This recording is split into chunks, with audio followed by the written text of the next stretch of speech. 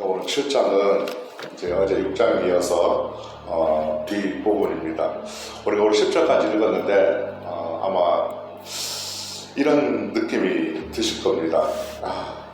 다윗이 참 자기의 인생을 갖다가 고통 가운데 있고 또 너무나 힘들어가고 있구나라는 걸 느끼게 되죠. 저는 이 10절까지 읽으면서 욥이 지금 당하는 고통을 생각할 때 그의 심정이 어떨까 한번 생각해 보게 됩니다. 자신의 삶을 자포자기하게 여기는 식으로 지금 느끼고 있죠. 밤새도록 그 고통을 힘들어하고 또 새벽을 맞이하기가 두렵기까지 얘기를 합니다. 오늘 7장은 엘리바스라는 친구에 대한 1차 변론에 대한 답변을 이야기하고 있습니다. 새 친구 중에 오늘 엘리바스라는 친구가 이제 함께 이야기를 합니다. 근데 좋게 이야기하는 것이 아니죠. 오늘 이러한 이야기를 갖고 이야기합니다. 욥이 당한 고난이 지금 있는데 그 고난이 어디서 왔나는 것을 가지고 서로 막 따지듯이 변론을 합니다. 앞에 이어져 가지고 오늘 거기에 대한 이제 답변인데요. 우리가 이제 고난을 받게 되면은 아무래도 이제 힘들지 않습니까? 그렇게 되면은 옆에서 위로를 해주고 격려를 해주고 좀 마음을 좀 이렇게 만져주면 참 좋겠는데 이 친구들은 그렇지 못했습니다. 욥은 친구들에게 그런 거를 위로를 기다렸지만 그런 기대와는 다르게 엘리바스는 고난받는 욥한테 이렇게 얘기합니다. 네가 지금 고난을 받는 그 원인은 너의 죄 때문에 그렇다. 그리고 비난하고 책망을 하게 됩니다. 자신을 위로해주길 바라였던 그 욥은 친구의 그 쓴소리에 비난과 책망의 그 쓴소리에 강하게 지금 반발하며 또 변론을 하게 됩니다. 나는 죄 때문에 고난을 받는 게 아니다 라는 것입니다. 그걸 가지고 싸우는 겁니다. 계속. 그러니까 나는 이제 하나님이 나를 위로해 주실 것이다 이렇게 하면서 내가 고난을 통해서 내가 고난을 받는 것이 죄로 인한 것이 아니기 때문에 나는 하나님 뜻이 있을 거라고 여기게 됩니다. 그래서 하나님께 그 뜻을 찾게 됩니다. 엘리바스의 오늘 첫 번째 이 말은 이거죠. 너는 죄를 인정하고 회개하라 이겁니다. 그 말에 대한 답변이 오늘 저기 7장인데요. 욥의 입장은 이 회개하라는 이 엘리바스의 논증에 대해서 억울합니다. 나는 죄를 짓지도 않았는데도 그들이 막 너는 죄 때문에 그러니까 회개된다 그러니까 억울하죠. 또 억울하면서도 내가 죄가 없다는 것을 주장을 해야 됩니다. 그렇게 해서 변론을 해 나가는 내용입니다. 오늘 7장은 이제 우리가 두 부분으로 나누어 줄 수가 있습니다. 1절부터 우리가 10절까지 읽었습니다. 거기에 이제 한 부분이고요. 여기에는 이제 욥이 내가 불행하니까 내 고통을 지금 하나님께 호소를 하고 있습니다. 하나님 나의 고통은 이렇습니다 하는 거죠. 또 11절부터 마지막 21절까지는 이제 그냥 하나님께 대해서 자기의 삶을 그냥 포기하는 그런 시기로 얘기합니다. 그냥 절망적인 부르짖음이 나오고 그와 함께 욥이 하나님께 오늘 보면은 따지는 장면이 나옵니다. 거칠게 항변하는 장면이 나오게 됩니다. 먼저 욥은 인간의 삶의 헛된 삶을 오늘 한탄하게 됩니다. 내 삶이 이렇게 참 고통받고 있는 게 참 너무 힘들다. 그리고 이제 나 너무 이렇다. 그런 걸 갖다가 이제 한탄을 하죠. 나 같은 연약한 인간에게 하나님의 징계가 계속해서 이어지는 그런 것에 대해서 나는 좀 너무나 힘들고 고통스럽고 왜 나한테 이런 고통이 계속 이어지고 있는지 끝이 보이지 않는다. 계속 도무지 알 수 없는 그런 일들을 이제 혼잣말로 이야기하기도 하고 또 하나님 앞에 따로는 기도 형태로 나가기도 합니다. 욥이 이제 자신의 고통을 하나님께 우리가 어떻게 호소하고 있는지 오늘 본문에서 몇 가지만 살펴보려고 합니다. 도대체 오늘 우리가 10절까지 읽었지만 그 가운데 자신의 고통을 하나님 앞에 어떻게 표현하고 있을까요? 5절을 한번 보시면 이렇게 얘기합니다. 내 살에는 구더기와 흙덩이가 의복처럼 입혀졌고 내 피부는 굳어졌다가 터지는구나 그랬습니다. 또 15절을 보시면 이렇게 얘기합니다. 내 마음이 뼈를 깎는 고통을 겪으니 차라리 숨이 막히는 것과 죽는 것을 택하겠다 얘기합니다. 또 19절에도 보시면 주께서 내게서 눈을 돌이키지 아니하시며 내가 침을 삼킬 동안도 나를 놓지 아니하시기를 어느 때까지 하시렵니까 이렇게 이야기합니다. 5절을 보면은 다시 보면 욥이 지금 몸이 어떤 상태입니까? 심한 피부병으로 고생하는 것을 보게 되겠죠. 이 몸의 살에 구더기가 생겨가지고 구더기와 흙덩이가 막 생겨가지고 딱딱하게 됐다가 진물로 터지게 돼. 뭐 이렇게 된다 그럽니다. 또 욥은 지금 몸의 통증을 견디다 못해가지고 하나님께 호소하고 있죠. 하나님, 저는 이 고통을 언제까지 겪어야 합니까? 하면서 절규하고 있습니다. 이제 하나님, 저는 더 이상 도저히 못 참겠고 못 견디겠으니까 차라리 저는 죽는 게 낫겠습니다. 이렇게 얘기합니다. 욥은 몸의 심한 고통과 함께 그의 마음도 지금 힘든 상황이 이렇게 변합니다. 마음도 뼈를 깎는 고통을 겪고 있습니다. 이렇게 얘기합니다. 그러니까 몸도 아프니까 마음도 너무 심한 고통을 겪고 있는 것을 이제 호소하고 있죠. 우리가 일반적으로 사람들이 보통 병에 걸리면 어떨까요? 사람이 살면서 병에 안 걸리면 참 좋겠지만 우리나라가 제일 많이 걸리는 게 뭐 암도 있고 또 여러 가지 또 질병이 있지 않습니까? 그래서 보통 사람들이 질병에 걸리면은 처음에는 그 질병을 받아들이기가 힘듭니다. 이 병이 왜 하필이면 나한테 걸렸냐고 그렇게 얘기하면서 부정하게 되죠. 아니야, 검사 결과가 잘못된 거야, 이렇게 생각하면서 받아들이지 못하고 부인하게 됩니다. 때로는 하나님을 원망하기도 하면서 내가 뭐를 잘못해서 나에게 이런 병을 주시냐고 하기도 하죠. 처음에는 받아들이기 어렵다가 나중에는 그 병을 인정하고 또 하나님께 감사하게 됩니다. 병을 통해서 선하신 하나님의 뜻을 찾게 되죠. 하나님, 나에게 이 병을 주신 이유가 있을 것이라고 여기는 겁니다. 욥은 계속되는 고통에 몸도 마음도 너무 힘겨워합니다. 친구들은 어떻습니까? 죄 때문에 그런다, 그러니까 위로는커녕 회개하라고 그런 쓴소리만 하는 거죠. 오늘 19절에 보시면 이렇게 얘기합니다.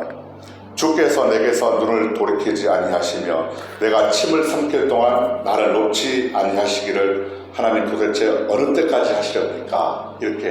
이런 구절이 있습니다.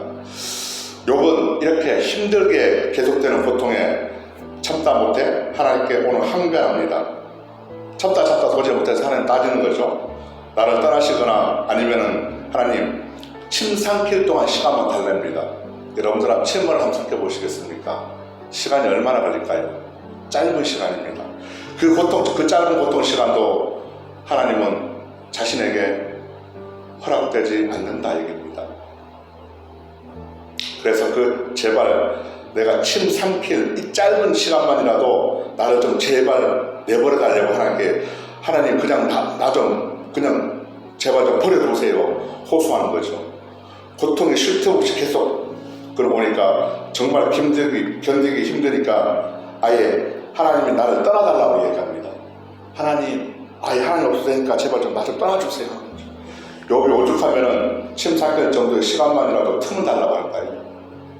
그만큼 그의 고통은 참 견디기 힘들다는 것을 오늘 볼 수가 있습니다. 오늘 20절에도 보면은 욥의 마음이 얼마나 힘들지 또 잘 보여줍니다. 사람이 감찰하시는 이여 내가 범죄하였던들 그것이 주께 무슨 해가 되오리까 어찌하여 나를 당신의 관역으로 삼으셔서 내게 무거운 짐이 되게 하셨나이까 이렇게 얘기합니다. 마치 하나님이 욥을 작정하고 고통을 주시는 것처럼 항의합니다.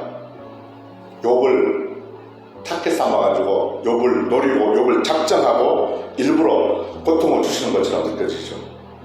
욥은 하나님께서 자신을 지켜보시고 계시면서 내가 작은 잘못이라도 하나님께서 벌어주시면은 그 벌어주시는 것을 알고 또 하나님 그렇게 하신 이유가 무엇인지 내가 어떤 죄를 지었는지 하나님께 알려달라고 이제는 묻습니다. 하나님 도저히 이렇게 하신 이유가 뭡니까? 라는 거죠.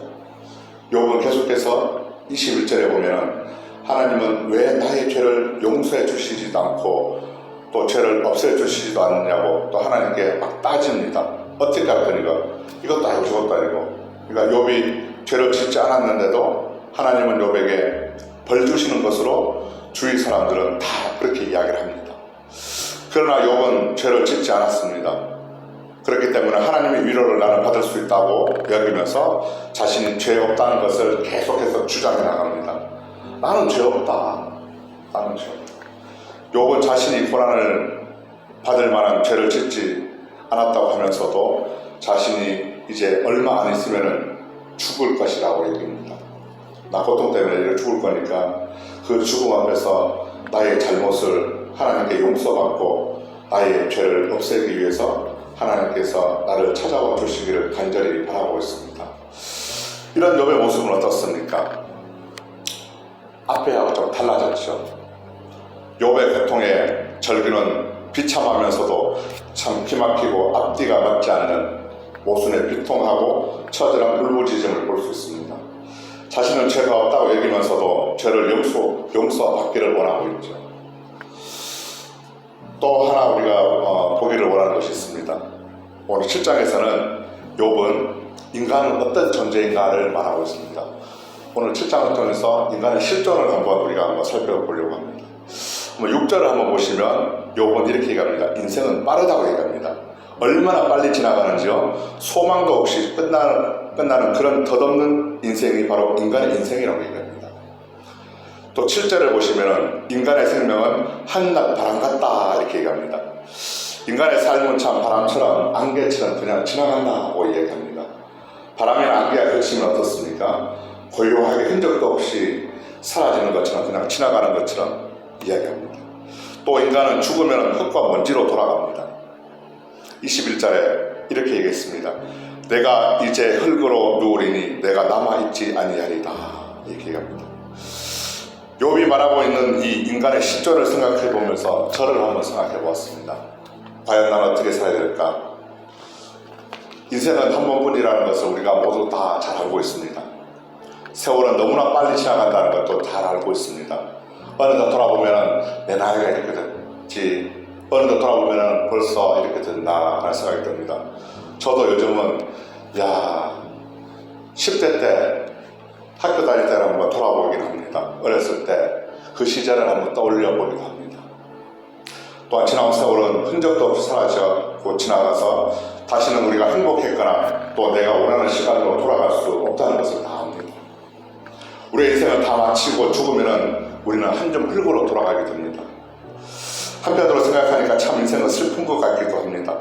그런데 솔로몬이 말한 것처럼 우리는 연약한 인간이기 때문에 하나님이 절대적으로 필요한 존재죠. 저는 이 인간의 존재를 묵상하면서 오늘 에베소서 2장 10절 말씀이 떠올랐습니다. 에베소서 2장 10절은 이렇게 말씀합니다.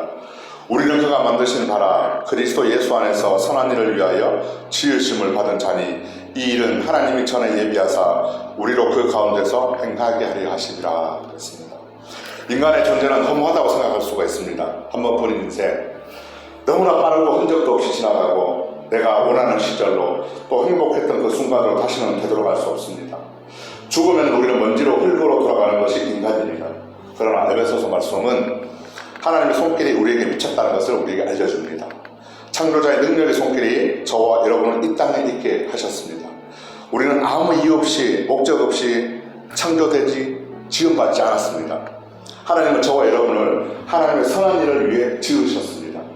우리를 통해 하나님의 뜻을 나타내시기 위해서 하나님은 오래전 준비하셨습니다. 하나님의 선한 일을 행하시기 위해서 때로는 우리에게는 고난도 주십니다. 고난은 하나님의 일을 감당하기 위해 단련하는 시간입니다. 하나님은 사탄에게 욥의 생명을 건들지 말라고 명하셨죠. 왜입니까? 바로 하나님은 생명의 주인이시기 때문입니다. 만약 고난 가운데 있다면 우리가 생명의 주인 되신 그 하나님께서 반드시 그 고난 속에서 우리를 단련시켜 정금이 되게 하실 줄로 믿습니다. 우리 인생의 고난이 올 때 이렇게 생각하십시오. 하나님의 선하신 일을 지금 준비시켜 주시는구나. 고난 뒤에 우리가 맛볼 그 기쁨을 기대하면서 소망으로 견딜 수 있기를 바랍니다. 오늘 새성전 건축을 위한 월요일 기도를 함께 드리고 기도하는 시간 갖겠습니다. 우리 책자를 보시면서 월요일 기도를 함께 하겠습니다.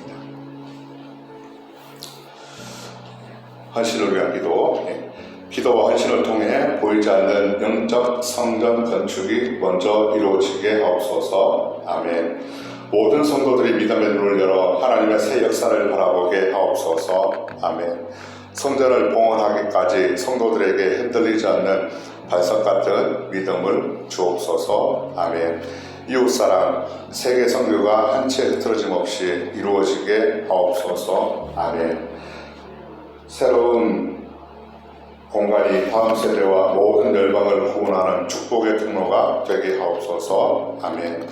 교회 건축이 고통당한 자들의 치유와 회복의 성산으로 쓰임받게 하옵소서. 아멘. 온 성도들이 주님의 거룩한 비전에 하나 되고 소명을 따라 헌신하게 하옵소서. 아멘. 각자의 형편은 다르지만 주님께 비친 자의 마음으로 동일한 헌신을 하게 하옵소서. 아멘. 성도들이 물질을 드릴 때마다 세상에 줄 수 없는 감격과 기쁨을 누리게 하옵소서. 아멘. 성도들이 땅의 기름진 복을 받아 약속한 모든 헌신을 넉넉히 감당하게 하옵소서. 아멘. 모든 성도가 믿음 안에서 기적의 역사를 이루는 통로로 쓰임받게 하옵소서. 아멘.